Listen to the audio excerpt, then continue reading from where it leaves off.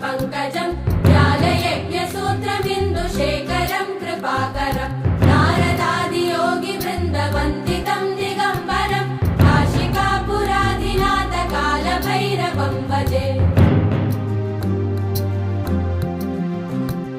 भानुकोटिभास्वरं भवाब्धितारकं परं नीलकण्ठमीप्सितार्थदायकं त्रिलोचनं कालकालमम्बुजाक्षमक्षशूलमक्षरं काशिकापुराधिनाथकालभैरवं भजे।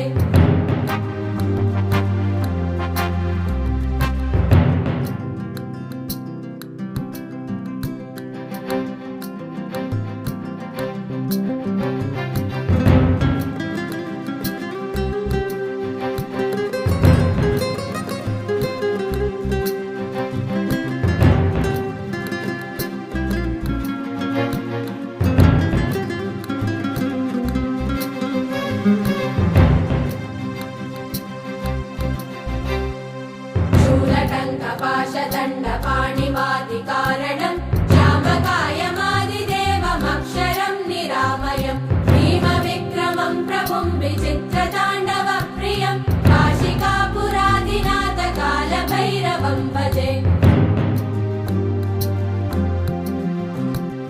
मुक्तिमुक्तिदायकं प्रशस्तचारुविग्रहं भक्तवत्सलं स्थितं समस्तलोकविग्रहं किङ्किनीलसत्कटिं काशिकापुराधिनाथकालभैरवं भजे।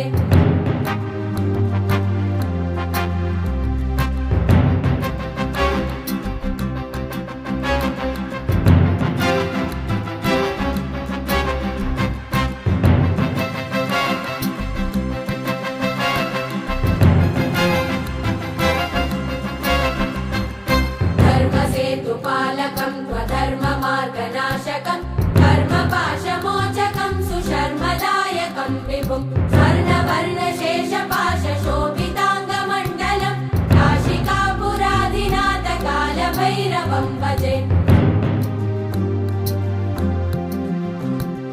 रत्नपादुकाप्रभाभिरामपादयुग्मकं नित्यमद्वितीयमिष्टदैवतं निरञ्जनं मृत्युदर्पनाशनं करालदं श्रमोक्षणं काशिकापुराधिनाथकालभैरवं भजे।